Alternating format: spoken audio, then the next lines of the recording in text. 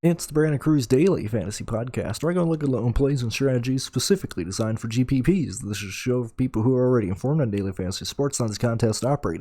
If you have any questions related to NASCAR that isn't a stupid question, feel free to shoot my way at BrandonCruzDFS on Twitter. Most importantly, take everything you hear with a grain of salt and use your best judgment when making entries. Additionally, if you have a gambling addiction, that is not my problem. Let's look at the Truck Series at Darlington. Now, first and foremost, it's pretty cool that we're heading back to Darlington in the truck race. I know it's kind of, it wasn't really arranged in a good way because they just kind of have to go here because it's one of the only tracks they can go here. But I remember fondly liking this race and Rockingham back when they did that in the early 2010s. I remember them racing Darlington and Rockingham, and I was like, man, I can't wait for these tracks to be around forever and everything. And I mean, you already know what happened to Rockingham, and Darlington was darn close to ending up like that in North Wilkesboro. So it's cool that we're heading back here. And I was like, man, what is this? Is this like, this is a weird group of drivers. I mean, we got the Biff coming back, good old Greg Biffle. We got David Reagan. We got so many of these like just one-off races in this, or one-off racers in this race, in a very short race in the Truck Series. It's going to be fun to watch. Let's just get right into who I like and how I think you should approach this week. Like I said before, without practice or anything to really look at, I've lost a good portion of my podcast here. Not that there's not things to look at, but you know, usually I would ramble on about 40 minutes about practice data looking at that. Now I just kind of talk about who I like, why I like them, and you know, that's pretty much it. So let's just go down from the grid and look at the people that I like. I like Brett Moffitt, Sheldon Creed, Austin Hill, Zane Smith. I like the top 5 guys. I'm going to have to decide who I like from them, and Ben Rhodes. Rafael Lessard is starting too high up. Can't use him. Grant Enfinger, he ran poorly last weekend in the race at Gateway, but he ended up finishing 8th out of pure luck. He was not running well. I'm not going to really look at that too much heading into Darlington, but if you look at his last 3 races, we won't count the road course at Daytona, but Enfinger has not been the fastest car anymore. He was faster during a race. During earlier in the year, Grant Enfinger would run a race rating better than what he is doing now. Like, he would actually run inside the top 10. He'd run inside the top 7.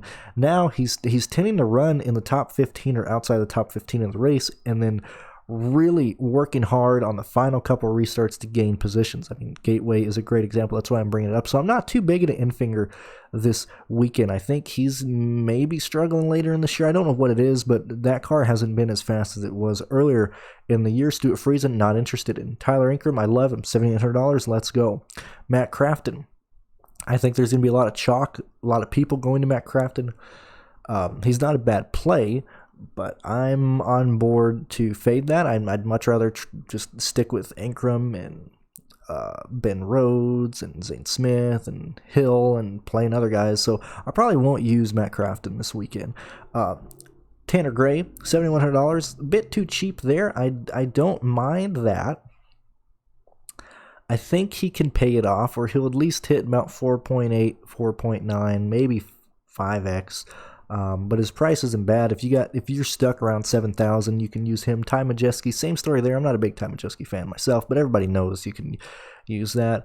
Derek Kraus should perform well at this track. He's done very well at the tracks that I'm using for track history, or looking at how these people have performed, specifically Kansas, Kentucky, Homestead, Atlanta, even Charlotte to some extent this year. But he's ran well at these tracks that I'm looking at, so he's got to be checked for me. He's got to be a guy I'm looking at. Chandler Smith, probably too expensive. Probably I won't use him. I'd much rather use other drivers. So, and I don't think he's going to do very well.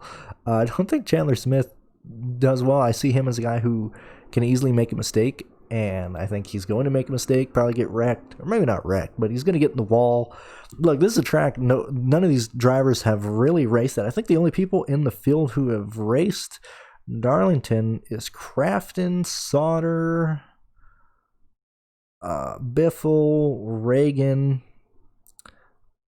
Trevor Bain, and some of them haven't even done it in a truck before either. So, look, this is a race that I expect people to openly make mistakes, to, get the Darlington stripe, hit the wall, mess up, whack into another guy out of the corners, especially out of turn 4 because that corner is so tight. It's going to be an interesting weekend. But I would imagine Christian Eckus makes a mistake, or I imagine Chandler Smith does something to make a mistake. Todd Gillen, I like Todd Gillen. He got screwed over last week, and that was some BS from Sheldon Creed. I'm not just saying that because I had Todd Gillen at 12% ownership, but that's some crap, man. Like, Sheldon ran out of talent and destroyed Todd Gillen's run.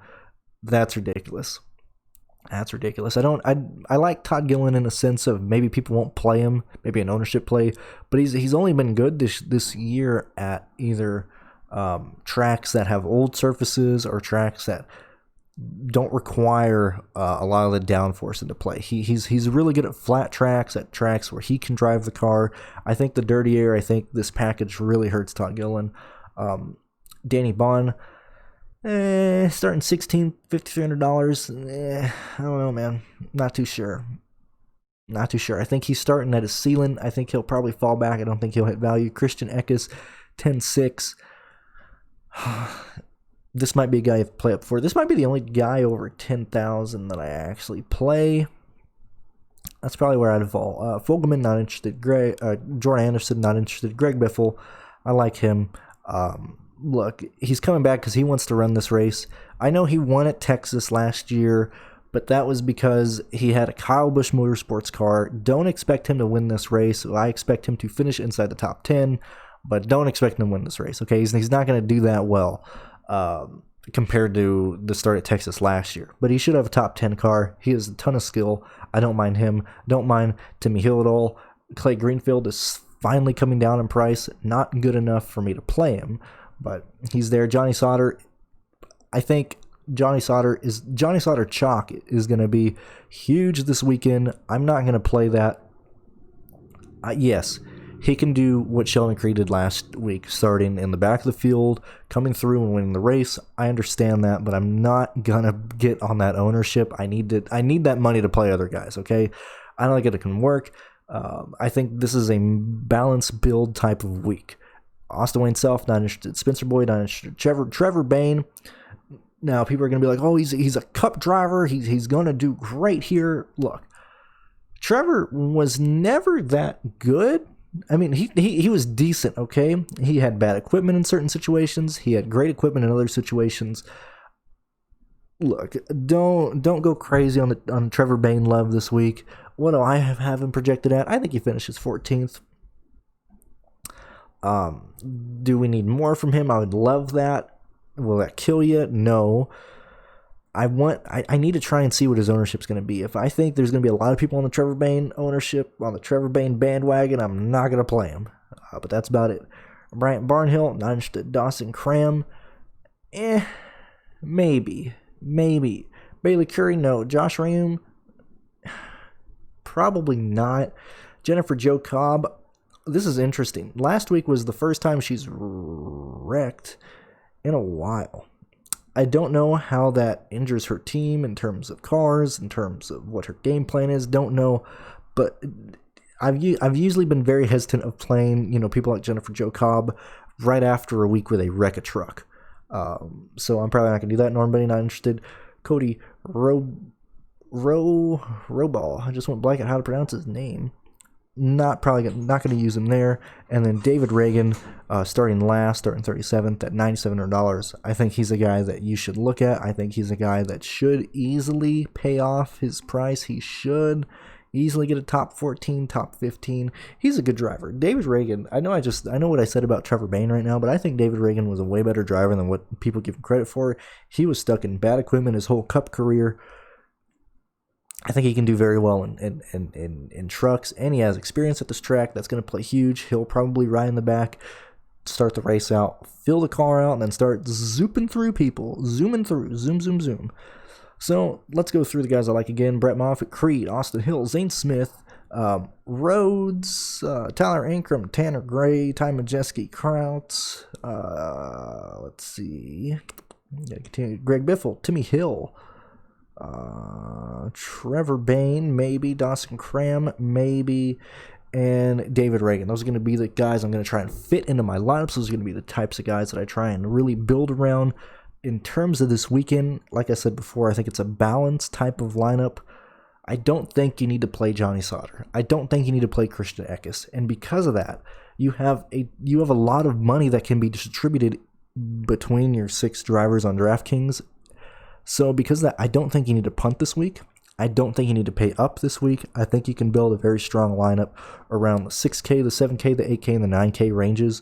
I don't think we have to go on either extreme of too expensive or too cheap, because that you can play any guy you really want. I hate saying that. I hate being like, oh, play whoever you want. But look at the 1.5 mile ratings.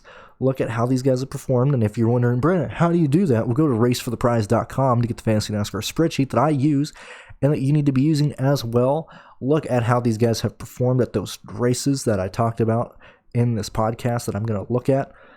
Check out that sheet to see Pierce's projections or his idea of how things are going to go.